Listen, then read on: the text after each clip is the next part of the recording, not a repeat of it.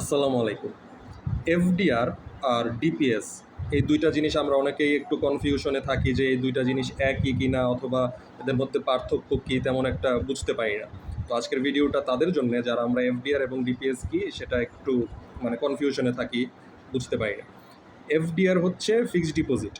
আপনার কাছে যদি মনে করেন একটা মোটামুটি ভালো অঙ্কের টাকা থাকে, ধরেন ১,০০,০০০ টাকা, এবং আপনি সেটা মোটামুটি একটা ফিক্সড সময় ধরেন ১ বছর অথবা ৫ বছরের জন্যে ফিক্সড করে রেখে দিতে চান, সেটা হচ্ছে এফডিআর। আপনি এফডিআরে ওই নির্দিষ্ট সময় পরে একসাথে প্রফিটটা পাবেন। আর ডিপিএস হচ্ছে ধরেন আপনার কাছে তেমন বেশি টাকা নাই, আপনি প্রতি মাসে ২,০০০, ১,০০০ অথবা ৫,০০০ টাকা করে করে আপনি নির্দিষ্ট একটা অ্যাকাউন্টে জমা করে রাখতে চান, এবং সেটা একটা নির্দিষ্ট সময় পর্যন্ত, ধরেন আপনি ১,০০০ টাকা করে ৫ বছরের জন্যে একটা ডিপিএস করে রাখবেন, তাহলে প্রতি মাসে আপনি ১,০০০ জমা দিবেন একটানা ৫ বছর। তাহলে কত টাকা জমা হবে? ৫ বছর পরে টোটাল আপনার জমা হবে ৬০,০০০ টাকা। তো ৫ বছর পরে আপনি ওই ৬০,০০০ টাকার উপরে প্রফিট পাবেন।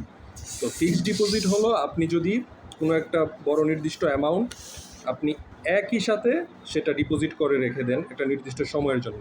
আর ডিপিএস হচ্ছে ছোট ছোট অ্যামাউন্ট প্রতি মাসে জমা করবেন একটা নির্দিষ্ট সময়ের জন্য, ওই সময়ের পরে আপনি প্রফিট পাবেন। তো এই হচ্ছে বেসিক পার্থক্য।